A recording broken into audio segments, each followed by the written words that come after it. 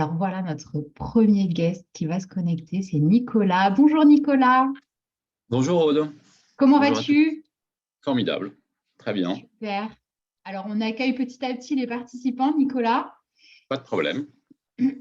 On est à 69 participants et on attend aussi Sandrine, notre autre guest du jour. Ah, la voilà. Ah, Bonjour Sandrine. salut, j'ai eu du mal à me connecter, mais voilà. Pas de souci, c'est les joies du direct. Bienvenue à toi. Merci beaucoup. Ce que je Salut disais, Nicolas. Salut Sandrine. Ce que je disais à Nicolas, on va attendre que tout le monde se connecte pour démarrer. On va démarrer dans 1 ou 2 minutes, si ça vous va. Attends, j'enlève mon téléphone. Écoute, parfait. Parfait. Eh bien, écoutez, je pense que je vais pas tarder à lancer cette première table ronde, histoire qu'on ait le temps de bien discuter ensemble sur cet enjeu très fort, sur le management. Je n'aimerais pas qu'on perde trop de temps. Eh bien, écoutez, ce que je vous propose, c'est qu'on commence et puis les autres participants nous rejoindront progressivement, si ça vous va. Alors, bonjour et bienvenue à tous pour cette nouvelle table ronde de l'événement Forward, donc l'événement organisé par Nouma pour décrypter les challenges people et talent les plus chauds du moment. Alors, pour celles et ceux qui ne connaissent pas Nouma, Nouma, c'est l'école digitale des nouvelles pratiques du travail. Donc, on accompagne plus de 120 entreprises dans leurs enjeux de formation. Moi, je suis Aude Fressin, je suis coach chez Nouma et j'anime en particulier les programmes de formation sur les thématiques de management. Avant ça, j'ai travaillé pendant 12 ans dans la grande distribution, notamment dans le management des équipes commerciales sur le terrain. Et mon dernier poste, c'était directrice nationale des ventes chez Michel et Augustin, où j'ai été manager de manager et où j'ai eu à cœur de transmettre cette passion que j'ai du management. Alors, j'ai le plaisir d'animer cette table ronde avec Sandrine Meunier, donc Chief People Officer chez Aircall. Salut Sandrine. Bonjour. Et avec Nicolas Potier, Global VP RH chez L'Oréal. Alors, je vous propose de commencer par vous présenter. Donc, Sandrine, est-ce que tu peux te présenter en quelques mots? Bonjour, merci beaucoup pour cette invitation d'abord. Je suis ravie d'être là ce matin puisque le management est un sujet qui nous tient à cœur aussi chez Aircall. Donc moi, j'ai en charge de mener le sujet RH et culture pour Aircall, qui est une scale-up, donc une petite entreprise en très forte croissance qui distribue dans le monde un logiciel de téléphonie mobile pour les entreprises. Et donc, je conduis ce scale qui nous amène aujourd'hui à avoir 800 collaborateurs répartis dans 12 pays. Merci à toi, Sandrine. Nicolas, je te laisse te présenter. Oui, merci Aude, bonjour, bonjour à toutes et bonjour à tous. Donc, je travaille pour ma part dans le groupe L'Oréal depuis une vingtaine d'années. J'ai eu différents jobs de DRH en France, dans d'autres pays d'Europe, en Asie. Et donc, je suis depuis 6 mois patron du learning et du people management et du talent development pour le groupe L'Oréal. Ok, merci à toi Nicolas. Alors, comment ça va fonctionner cette table ronde? On va passer 45 minutes ensemble. Je vous propose de commencer par un échange de 35 minutes avec Sandrine et Nicolas. Et après, on prendra les questions que vous aurez posées. Donc, n'hésitez surtout pas à les noter au fur et à mesure dans le chat pour qu'on puisse ensuite les traiter à la fin. To be or not to be a manager, c'est une bonne question, hein, surtout quand on sait que 50% des managers ont un sentiment d'anxiété et d'épuisement selon une dernière étude de l'APEC. Moi-même, quand j'occupais le rôle de manager, même si j'adorais ça, j'ai toujours trouvé que c'était très compliqué, très prenant, parfois un peu ingrat, très pressurisant à la fois de la part de la hiérarchie et des équipes et vraiment fatigant. Donc, ma première question pour vous, Sandrine et Nicolas, c'est pourquoi, selon vous, ce rôle de manager, il est devenu plus compliqué à apprécier et pourquoi c'est plus forcément le dream job des nouvelles générations? Et du coup, quel impact ce constat a sur la priorisation de vos actions RH dans votre stratégie? Sandrine, est-ce que tu peux nous dire ce que tu en penses? Ah, écoute, volontiers. Volontiers parce que je partage complètement ce constat. Aujourd'hui, hier déjà, être manager, c'était difficile. Aujourd'hui, ça devient de plus en plus difficile pour plusieurs raisons, selon moi. La première, c'est qu'on manage presque partout des équipes hybrides. Des gens qui sont là, un peu là, pas trop là ou pas du tout là. On manage parfois dans des conditions d'interculturalité qui font qu'on se comprend pas très bien et on manage 4 différentes générations sur le lieu de travail qui ont des attentes, des aspirations et des modes de communication qui sont différentes. Dans un monde incertain où des Covid, des guerres, des récessions arrivent et repartent et sur lesquels il faut faire preuve d'une très grande agilité. Donc le manager, il est un petit peu au milieu de tout ça et il doit apporter des réponses à tout le monde, à ses équipes, à son encadrement, à son organisation et à lui-même. Et c'est pas toujours facile. Il est parfois un peu démuni, que ce soit dans les outils ou les ressources qu'il peut avoir à sa disposition. Merci Sandrine. Et Nicolas, est-ce que tu partages ce constat et est-ce que ça a eu un impact, toi, sur ta priorisation des actions RH? Non, je n'ai pas grand-chose à rajouter à ce qu'a dit Sandrine. Je pense qu'effectivement, c'est un panorama très complet des difficultés supplémentaires, j'ai envie de dire, qui se sont accumulées ces dernières années. Je pense que d'une manière générale, le manager doit apprendre à piloter son équipe dans l'incertitude, dans la complexité, de la même manière qu'un dirigeant d'entreprise doit apprendre à piloter son entreprise dans des contextes qui sont devenus extrêmement difficile et imprévisible. Donc, ça vient, de mon point de vue, renforcer la nécessité d'accompagner le manager dans sa prise de responsabilité progressive au sein des organisations. Et est-ce que c'est plus complexe qu'hier? Oui, certainement, pour toutes les raisons que Sandrine a évoquées, que je partage complètement. Ok, donc de ce que j'entends, de ce que tu nous dis, Nicolas, c'est vrai que l'accompagnement des managers à être successful dans leur rôle, bah, c'est finalement une des priorités number one des boîtes aujourd'hui. J'aimerais bien que vous me disiez concrètement un peu plus comment on peut faire au quotidien pour les aider, pour aider les managers à réussir. Alors, déjà, peut-être pour commencer, quel est le socle commun des compétences managériales définies dans vos entreprises et qui conditionne, selon vous, la réussite des managers? Peut-être Sandrine, tu peux nous dire comment ça s'est passé quand tu es arrivée chez Aircall, toi, sur ce sujet-là? Alors, je suis arrivée chez Aircall il y a 3 ans. Nous étions 200 personnes et la société avait quasiment 5 ans. La population dont je vais m'occuper avait été recrutée essentiellement sur des critères d'entrepreneuriat, une population très internationale avec une expérience managériale globalement limitée et une très, très forte envie de grandir. Donc, quand on est entrepreneur, en général, on a de l'ambition, on veut évoluer. Il y a 2 façons d'évoluer dans une entreprise en général. Soit on devient un expert dans son domaine, soit on devient manager. Donc, tout le monde voulait devenir manager et il y avait beaucoup de choses à apprendre. Donc, on s'est dit qu'on allait procéder avec méthode puisque être manager chez Aircall ne nécessite pas les mêmes attributs ou les mêmes compétences ou les mêmes comportements qu'être manager chez L'Oréal. Les environnements et les structures autour sont très différents. Donc, on a décidé de définir, avant de se lancer dans une formation managériale, les attributs du manager hier, donc il y a 3 ans, chez Aircall. Parce que ce qui est vrai hier n'est pas forcément vrai aujourd'hui. Pour ce faire, on a souhaité bénéficier d'un regard externe et on a demandé à une consultante externe de venir nous aider et de scanner notre culture pour vérifier déjà que ce qu'on racontait était bien en phase avec ce qu'on incarnait et ce qu'on avait envie de déployer en termes de culture. Donc, de scanner nos valeurs, de scanner notre environnement. Cette consultante a interviewé des dirigeants, des managers, des collaborateurs partout dans le monde, a animé des workshops de restitution en disant, voilà, ce que j'ai vu de votre société aujourd'hui nécessite qu'un manager soit flexible, par exemple. Et elle a fait réagir différents groupes de travail autour de ça.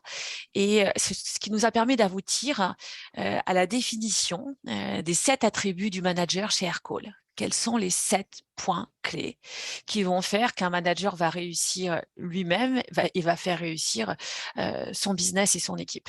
Et ce travail de structuration a été est très important. Il est rafraîchi régulièrement parce que aujourd'hui, il y a 3 ans, on était une société de 200 personnes. Aujourd'hui, on est 800. Donc, c'est pas tout à fait les mêmes enjeux. Et les attributs du manager sont utilisés dans l'ensemble des processus autour du management, qui sont la formation, l'assessment, l'évolution, etc., etc. Donc, un travail de structuration sur lequel on a perdu du temps. On a mis un certain temps à se mettre d'accord. Ça a mis combien de temps concrètement pour réaliser ce travail-là? Je pense qu'on a mis 4 mois pour 4 mois. déterminer ce travail-là. Alors, on est dans une entreprise qui est très, très rapide. Et quand on demande quelque chose, et là, on avait une très forte demande autour de la formation managériale, on a négocié en interne en se disant cette perte de temps est fondamentale. Et sincèrement, 3 ans plus tard, aucun regret sur cet investissement de temps. Est-ce que tu peux nous donner peut-être un exemple? Tu as parlé de 7 attributs. Alors, on va peut-être pas se faire les 7 attributs, mais peut-être nous donner un exemple de ce que peut être un attribut que tu considères être important pour un manager. Il y a la flexibilité dont j'ai parlé. Il y a un deuxième attribut qui est inclusive and diverse. Okay. Et chez Aircall, on a on a 35 nationalités qui travaillent ensemble. Et l'inclusion n'est pas un sujet qui est inné. Et si le manager ne fait pas un effort particulier pour créer un niveau d'inclusion fort dans son équipe, elle n'arrivera pas. L'inclusion, c'est quoi? C'est faire en sorte que chaque personne, qui qu'elle soit, se sente suffisamment à l'aise dans l'exercice de sa fonction pour s'exprimer, exprimer ses idées, son talent, et se sente safe au travail. Donc, cette notion d'inclusion, c'est pas juste une notion RH, c'est porté par le manager et ça doit être porté par le manager au quotidien. Ok, merci pour cet exemple, ça rend les choses plus claires. Toi, Nicolas, qu'est-ce que vous attendez des managers chez L'Oréal? On attend, en fait, on attend la principale mission d'un manager, je pense que c'est de développer son équipe et j'ai envie de dire de développer de futurs managers d'une manière générale. Dans un groupe comme le nôtre où la priorité est donnée à la promotion interne, hein, c'est vraiment un des piliers de notre stratégie ressources humaines. La capacité de l'organisation à produire les futurs leaders, c'est vraiment au cœur de tout ce qu'on fait et c'est au cœur de mon activité en particulier avec toute la communauté ressources humaines. Pour mémoire, le groupe L'Oréal, c'est 110 ans d'existence et on a eu en 110 ans uniquement 6 CEO, tous issus de l'interne, le dernier ayant été nommé il y a 18 mois. Donc, il y a vraiment cette culture de promotion interne et cette ambition, cette obsession de pouvoir développer les futurs patrons du groupe à court terme, à moyen terme et à long terme. Donc, c'est au cœur de la mission du manager pour nous. Et c'est la raison pour laquelle on a pu être amené à développer au fil des années tout un track de formation qui les accompagne dans les différentes étapes de management, du self-management d'une certaine manière jusqu'à des responsabilités de leadership multimétier. Alors, vous avez commencé tous les deux à me parler de formation et c'est vrai qu'on a pas mal évoqué lors de la préparation de cette table ronde le fait que ça peut être un vrai levier de montée en compétences pour les managers. Est-ce que vous pouvez nous parler, chacun votre tour, de une ou deux initiatives clés et concrètes que vous avez mis en place dans vos entreprises et qui fonctionnent bien pour accompagner les managers dans leur rôle? Nicolas, tu peux peut-être nous citer une ou deux initiatives clés que vous avez chez L'Oréal qui permettent de les accompagner? Oui, pour prolonger ce que j'indiquais à l'instant, donc nous, on a en interne développé depuis très longtemps un track de leadership qui s'appelle Transition 2 et qui accompagne les managers aux différentes étapes de leur développement, donc qui démarre par Transition to People Management, qui est vraiment la première étape de management qu'on va avoir une ou deux personnes sous sa responsabilité, puis qui se prolonge par Transition to Team Management, on a une première équipe, puis Transition to General Management, Transition to Head of Function, etc. Donc tout un track qui a vocation à les amener à réfléchir à leur façon de manager en fonction de ce qu'ils sont eux-mêmes, en s'appuyant sur leurs points de force en tant qu'individu, en tant que patron d'équipe, en les aidant à identifier leurs points de développement aussi, puisque c'est quand même en étant en étant d'abord et avant tout conscient de ce qu'on est, on est Soi-même. capable de développer une équipe vers le succès. Donc pour nous, cette initiative, alors ce n'est pas une initiative en tant que telle, c'est vraiment une stratégie de développement continu qui a vraiment été au cœur de ce qu'on a pu faire en matière de développement du leadership depuis de nombreuses années. Ok, merci Nicolas. Et toi, du coup, Sandrine, qu'est-ce que vous avez mis en place? C'était une attente, tu nous as dit tout à l'heure. Donc, quelles sont vraiment les initiatives qui ont été mises en place pour accompagner les managers chez Aircall? Alors déjà, Nicolas me fait rêver sur la sophistication de ces programmes. Peut-être avant de répondre, je vais répondre à une question qui est dans le chat parce que ça fait le lien. Les 7 attributs du manager chez Aircall, c'est accountability, donc je suis responsable, je suis flexible, intègre, inspirationnel, inclusive and diverse. Donc ça, c'est les 5 piliers. Et à côté de ça, il y a une notion de self-awareness et de skillful communicator. Donc, vous le voyez, on est vraiment sur une orientation de communication, de flexibilité, parce qu'on est dans un environnement qui est très rapide, qui demande énormément d'agilité. L'agilité, c'est de la conduite du changement au quotidien, et la conduite du changement, c'est de la communication. Et la communication n'est pas forcément quelque chose de top-down. La communication, c'est quelque chose qui arrive de tous les côtés et qui doit être particulièrement ajusté en fonction de son interlocuteur. Donc, la première chose qu'on a fait, c'est que depuis 2 ans, on investit 90% de notre budget de formation sur la formation des managers. C'est la priorité absolue. C'est-à-dire que la clé de voûte de la transformation et pour nous de la croissance de l'entreprise, qui est une croissance presque irréelle, parce que c'est vraiment très important, ça ne peut fonctionner que si on a un pilier et un socle managérial très fort et des piliers de leadership qui sont très forts. Donc, on a commencé à travailler sur le self-awareness. On est dans un monde scientifique, on construit des logiciels, on a énormément d'ingénieurs qui sont extrêmement brillants et qui ont parfois une intelligence émotionnelle qui est plus faible, ou en tout cas moins développée. Donc, on s'est dit, on va vraiment travailler sur la connaissance de soi en utilisant un outil, un inventeur de personnalité. On a choisi Insight Discovery, mais on aurait pu en choisir un autre et il fonctionne très bien pour créer un langage commun et pour déjà permettre à nos managers de comprendre que l'autre n'est pas eux et que l'autre a peut-être des besoins qui sont différents et qu'il va falloir s'ajuster. Donc, on est parti de là en se disant, on commence à travailler sur le self-awareness et ensuite on approfondit selon différentes méthodes.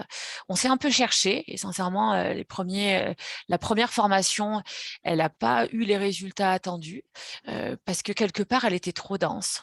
Donc, on a des modes d'apprentissage les uns et les autres qui sont différents. On travaille à distance, on a peu de temps et les managers ont peu de temps et peu de temps à consacrer à la formation. Donc, on a mis en place des formations qui sont évidemment en e-learning, qui sont des formations interactives sur des formats très courts. Donc, c'est terminé. Moi, en début de carrière, on organisait des séminaires de formation managériale de 3 jours. Ça n'existe plus chez nous. Donc, Alors, chez c'est nous, quoi le format? on a des rendez-vous extrêmement réguliers.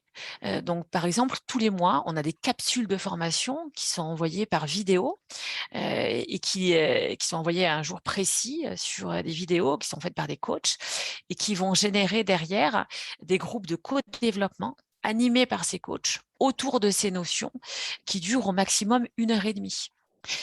On a des modules de formation online qui sont disponibles à différents niveaux. On a un module de formation pour tous les managers qui fait partie de leur programme d'intégration. Donc, dans le programme d'intégration d'Aircall, qui est un programme qui est assez dense et qui est assez important parce qu'on accueille beaucoup de monde très régulièrement. Il y a un module spécifique qui est fait pour les managers pour leur présenter les attributs du manager, pour leur présenter les différents processus et ce qui est mis à leur disposition pour qu'ils puissent réussir. Ça ressemble pas mal au format qu'on a sur Nouma, parce que nous, on est aussi sur des formats assez courts de 2 heures. C'est des formations que vous avez construites en interne chez Aircall? C'est des formations qu'on a construites en interne avec différents prestataires. D'accord. Donc, et à côté de ça, je pense qu'il y a un point clé qu'on a intégré dans notre format de formation managériale l'année dernière. On a du coaching pour l'ensemble des managers à volonté. C'est-à-dire que tous nos managers, on a 200 managers, ont accès à une plateforme de coaching et ont accès à un coach une fois par jour s'ils le souhaitent. Ok, Dans très toutes bien. les langues. Donc, on a pris un prestataire international parce qu'on a des gens qui parlent des langues très différentes et on sait tous que le coaching dans sa langue maternelle est plus efficace. Donc, il y a aussi un accompagnement qui est à la fois online, individuel, collectif, seul et ensemble. Et j'entends du coup que la partie coaching, c'est illimité, donc au besoin. Est-ce que la partie formation est obligatoire pour les managers ou je crois que tu ne l'as pas forcément, vous n'avez pas forcément fait le choix de la rendre obligatoire chez Aircall? Alors, le processus de formation, il doit être en lien avec la culture d'entreprise. Et donc, chez Aircall, on a une culture d'entreprise très entrepreneuriale, très responsabilisante. Le premier attribut du manager, c'est accountability. Donc, on est responsable de ce qu'on fait. Et donc, à partir de là, en formation, rien n'est obligatoire. Et à nous, équipe de formation, de rendre la formation suffisamment intéressante pour que les gens y contribuent. Et pour ce faire, on demande très, très régulièrement des feedbacks. On ajuste en permanence les contenus, les modalités pour pouvoir rendre cette formation intéressante et on l'anime parce qu'il ne suffit pas d'avoir un contenu intéressant pour que les gens viennent. Encore faut-il qu'ils en aient connaissance, encore faut-il qu'ils puissent partager autour de cette formation et il faut organiser du buzz interne quelque part pour pouvoir faire en sorte qu'ils viennent au moins la première fois et comme ce qui se sera passé leur sera utile, ils reviendront. Donc, Ok. ce n'est pas obligatoire. Par contre, on pilote de façon très rapprochée le taux de participation à ce type de formation. Ok, merci Sandrine. Toi, Nicolas, sur les formats, qu'est-ce que vous avez choisi chez L'Oréal? Est-ce que tu peux nous dire rapidement comment vous mettez en place tout ça?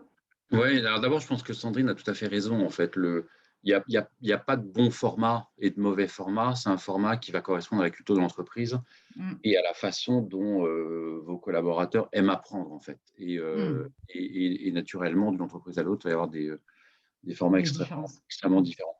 Euh, En fait, nous, on considère que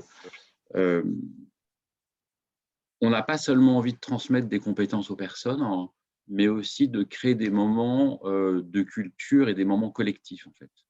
Donc, c'est la raison pour laquelle, après 2 années particulières, naturellement 2020 et 2021, où on a dû basculer online un certain nombre de choses, moi, j'ai vraiment, avec mes équipes, organisé le retour à des sessions présentielles sur tous les programmes de leadership et de culture, parce que faire en sorte que les gens se rencontrent, se parlent, etc., et ensemble des moments de culture, de convivialité, etc., et de discussion, fait partie du rôle de la façon dont nous, on imagine le learning, avec un rôle de corporate glue, etc., dans un groupe qui grandit vite, en fait, parce que là, c'est à la fois un groupe très ancien et très établi, et en même temps avec des croissances très fortes. Donc il faut qu'on puisse aussi s'adapter à la croissance rapide de l'organisation. On a aujourd'hui 15 000 managers dans le groupe, hein, et c'est un chiffre qui évolue très rapidement, puisqu'on a réalisé en 2017, donc il n'y a pas très longtemps, finalement, il y a seulement 5 ans, un chiffre d'affaires de 25 milliards d'euros, et ce sera sans doute le double, 50 milliards d'euros dans 4 ans. Donc, c'est-à-dire en termes de poids des différentes zones géographiques, de capacité à développer des leaders pour porter cette croissance, on a voulu resserrer ces moments de culture et recréer ces moments de culture Via le présentiel. via le présentiel dans les formations de leadership. Ok, très bien. Alors, on en parlait tout à l'heure un petit peu en tant que manager. Souvent, on peut se sentir seul. Et moi, j'observe souvent quand j'anime les formations avec Nouma qu'il y a des participants qui se disent ça fait juste du bien de partager avec d'autres managers. Et je sais que lors du call de préparation, vous avez tous les deux évoqué le fait que c'était important de pouvoir créer une communauté de managers pour que aussi ça fonctionne, pour que les managers se sentent soutenus, au moins entre eux. Comment vous faites pour mettre en place cette communauté de managers chez Aircall, Sandrine? Alors d'abord, je pense que la communauté, créer une communauté, c'est important pour qu'ils se sentent soutenus, pour qu'ils aient des ressources avec leurs pairs, pour qu'ils se sentent aussi plus à l'aise en fonctionnel avec d'autres départements. Mais je pense surtout que la nécessité de créer des communautés, elle arrive aujourd'hui parce que nous sommes dans un monde hybride. Et dans un monde hybride, le point fondamental à réussir est la création du lien. On parle de la grande démission, on parle du désengagement au travail, etc. Parce qu'on perd le lien humain entre les êtres humains. Et dans la responsabilité managériale et dans la responsabilité RH, nous sommes des artisans, nous devons rester des artisans du lien. Et nous devons tout mettre en place pour créer ces liens qui vont donner de la ressource, de la joie ou de l'apprentissage selon le moment. Mais c'est fondamental. Ce lien, il peut être créé à distance. Là, on est en train de se parler, il y a un lien qui se crée entre nous parce qu'on s'écoute, on se répond, mais parfois ça ne suffit pas. Donc nous, pour créer ce lien, on a créé une communauté managériale qui se réunit virtuellement toutes les semaines, 30 minutes. Et si on n'a rien à se dire, on ne se réunit pas et on se dit le lundi, voilà, on va parler de ce sujet, on a quelque chose sur lequel on veut vous informer, ou vous avez fait une demande. Et ces 30 minutes, c'est vraiment 30 minutes d'alignement. On va se parler de processus, on va se parler d'actualité, d'informations difficiles à cascader ou ce genre de choses. Ça se passe virtuellement. Et ensuite, cette communauté, donc elle se réunit déjà très régulièrement ensemble, elle s'identifie.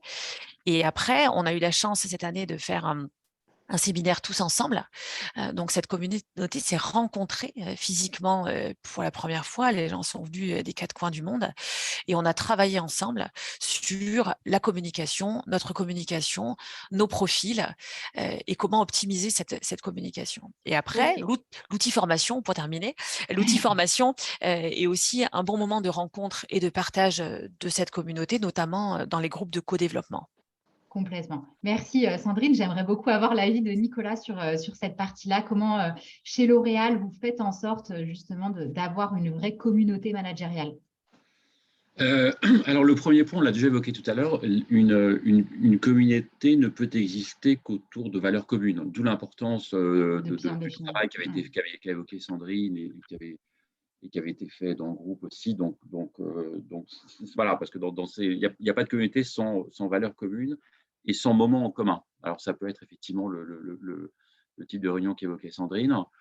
Pour nous, ça peut être des moments de formation en commun. Et typiquement, on a quelques programmes qui sont vraiment iconiques. Et typiquement, le programme d'intégration au groupe L'Oréal, c'est 1 à 2 semaines d'intégration. Chacun se souvient, moi je suis encore en contact avec les personnes qui avaient fait ce programme-là avec moi il y a 20 ans en fait. Donc il y a vraiment cet esprit de promo qui, au fil des différents programmes, constitue finalement une communauté assez hétérogène, etc. Et l'autre levier que nous on active beaucoup, c'est par un pilotage intentionnel des carrières en fait, en faisant évoluer les managers dans différentes régions du monde, dans différents jobs, sur différentes marques.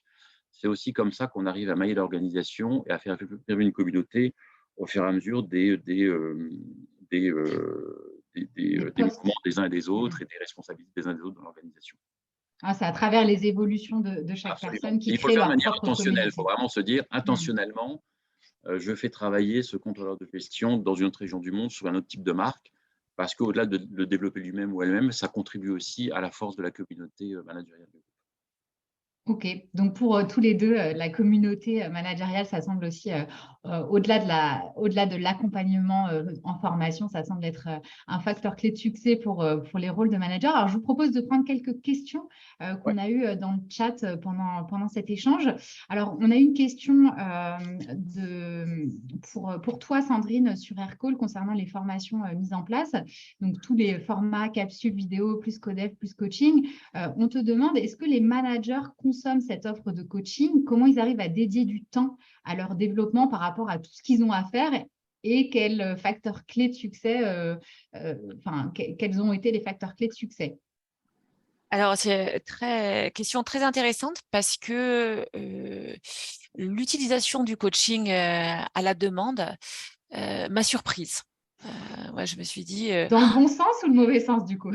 surprise, je ne sais pas si c'est le bon sens ou pas, mais je m'attendais à ce que tout le monde se jette sur cette offre de coaching, puisqu'on a quand même des demandes de coaching qui sont très régulières de pas mal de gens. Et en fait, au départ, les gens ne l'ont pas utilisé tant que ça. Ils n'ont pas le réflexe, je pense, parce qu'ils l'ont entendu, ils se sont dit qu'ils allaient le faire, et puis après, il y a la charge de travail qui arrive, ou d'autres sujets qui arrivent et ils oublient. Donc, on s'est rendu compte au bout de 6 mois qu'il y avait à peu près, je pense, 30% des managers qui l'avaient utilisé au moins une fois, ce qui n'est pas énorme. Et là, on s'est dit qu'on devait l'animer davantage. Pour animer, soit on fait du buzz sur un intranet où on en parle en réunion, soit on utilise notre arme principale et très puissante, qui sont nos HRBP, donc qui sont les RRH ou les DRH de région, qui vont dans leurs entretiens avec les managers, qui sont des entretiens de conseil et de coaching opérationnel, rappeler que cette ressource est disponible. Rappeler quand ils vont partager une problématique avec un manager, tu peux aller chercher de l'aide là-bas, n'oublie pas. Et ça fonctionne beaucoup mieux, de se dire, dans le cas de l'étude d'une situation, on rappelle qu'il y a cette ressource. Et puis après, le bouche à oreille fait un peu son effet aussi, puisque ça a des résultats. Ok, merci Sandrine. Alors, une autre question de Marion pour toi, Nicolas. On parle beaucoup de multiculturalisme, de diversité and inclusion. Est-ce que chez L'Oréal, vous avez décidé d'adapter le contenu de vos formations de manager localement ou est-ce que vous harmonisez partout dans le monde le contenu des formations? Il y a une partie commune qui est assez forte. Et qui reste majoritaire, ça c'est clair. Et après, il y a une forme effectivement d'adaptation locale, alors qui peut être soit sur le fond, soit sur la forme en fait, puisqu'en fait, il y a des manières d'apprendre dans le monde qui ne sont pas les mêmes. On apprend d'une certaine manière en Asie, différente de la façon qu'on apprend aux États-Unis ou en Europe. Donc là, le fond est ajusté en minorité, entre guillemets. Par contre, la forme peut être assez largement ajustée en fonction de l'appétence de telle ou telle région du monde pour tel ou tel type d'apprentissage. Ok, alors merci à toi Nicolas. Une autre question de la part de Sandrine, pour Sandrine de la part de Julia, excusez-moi, qui anime les 30 minutes d'échange hebdo avec la communauté de managers? Est-ce que c'est les RH et quel est le taux de présence des managers? Alors, les 30 minutes de réunion manager chaque semaine sont déterminées de la façon suivante. Donc, le owner, le responsable, c'est l'équipe RH, Learning and Development. Et les sujets, ils peuvent arriver de deux façons différentes. Soit ce sont des sujets RH que nous mettons à l'ordre du jour. Donc, on se réunit le lundi en se disant est-ce qu'on fait le meeting ou pas. À côté de ça, des membres du comité de direction peuvent nous demander ou on peut leur proposer une intervention. On veut faire un feedback sur le budget, on veut faire un feedback sur une nouvelle stratégie, on veut partager une information qui est business, ou bien on a un document partagé où n'importe quel manager peut proposer, peut porter soit une demande, j'aimerais bien qu'on adresse ce sujet-là, ou proposer une intervention. J'aimerais bien partager avec mes pairs ce projet qu'on est en train de mettre en place qui va avoir un impact, je ne sais pas, sur le knowledge management. Aujourd'hui, la très grande majorité des sujets sont amenés par les RH et le comité de direction. Donc, on est encore assez timide dans la proposition que les managers peuvent faire. Et le taux de présence, pour répondre à la deuxième partie de la question, je pense que le taux de présence est un peu au-dessus de 50%, en sachant que la réunion est enregistrée, puisqu'on a une partie de nos équipes en Australie ou en Inde, et avec une autre partie aux États-Unis et en Europe. Donc, on n'a pas d'horaire, on doit être en asynchrone pour certaines équipes. Ok. Merci Sandrine pour cette réponse. Alors, moi, je vais poser une question de ma part, parce que je suis assez intriguée. Peut-être qu'il y a des RH qui nous écoutent en ce moment qui ont un petit peu moins de budget que ce que vous avez chez Aircall ou chez L'Oréal. Alors, ma question, c'est Nicolas, toi, qu'est-ce que tu penses qu'il est possible de faire pour accompagner les managers sans trop dépenser de budget en formation ou autre? Comment tu ferais avec un budget un peu plus faible? Alors, je pense que le budget est un élément, mais un des éléments seulement. En fait, moi, dans mon précédent job, j'étais DRH pour le métier digital et e-commerce au sein du groupe. Donc, j'ai beaucoup recruté pour des métiers nouveaux au sein du groupe, autour du e-commerce, du CRM, des médias, de la data, etc. Et en fait, on a recruté des personnes plutôt plus jeunes que la moyenne du groupe, pour lesquelles apprendre était une forme de réflexe pavlovien quotidien, et ce n'était pas une question de budget, en fait. Ils allaient écouter des podcasts, ils allaient regarder des vidéos sur YouTube, etc. Et pour beaucoup d'entre eux, d'ailleurs, il y avait eu au départ des autodidactes du digital, puisqu'il n'y avait aucune formation académique qui répondait aux besoins d'entreprise. Donc, je pense que le budget est un des éléments, mais il n'est pas le seul. Et après, quand on parle de la question du budget, et j'y pense en voyant toutes les questions dans le chat, il y a beaucoup de questions sur des nombres de participants, des taux de présence, etc., etc. Et je pense que cette capacité que doivent avoir les équipes learning ou ressources humaines à parler avec des chiffres, à démontrer des KPIs, à démontrer l'impact de ce qui peut être fait, est vachement puissant, en fait. Et c'est quand on arrive à développer cette argumentation chiffrée sur un taux de participation, l'impact qu'a pu avoir telle ou telle formation, qu'on arrive à progressivement augmenter son budget. Effectivement, bien suivre les choses, c'est important. Ouais. Merci, Et merci beaucoup. mesurer.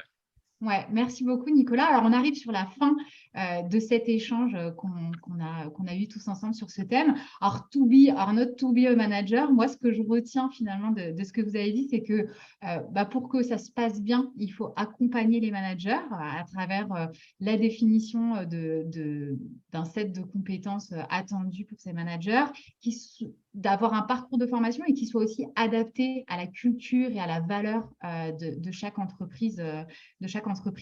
Et aussi de pouvoir renforcer, en tout cas d'animer et de renforcer cette communauté de managers.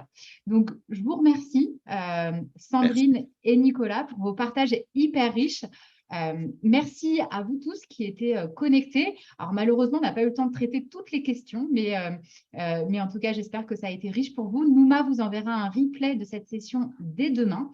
Et pour celles et ceux qui le souhaitent, je vous invite à rejoindre la prochaine table ronde sur le thème de l'impact. Management à impact, un enjeu imminent, avec Pascal Desmurger, donc le DG de la Maïf, et Kat Borlongan, la Chief Impact Officer de la licorne française Content Square. Il y a Salomé de Nouma qui vous a partagé le lien Zoom de cette nouvelle table ronde dans le chat. Je vous souhaite à tous une excellente journée et à très bientôt. Merci. Merci Sandrine, merci Nicolas. Au revoir. Bonne journée à tous les deux, au revoir.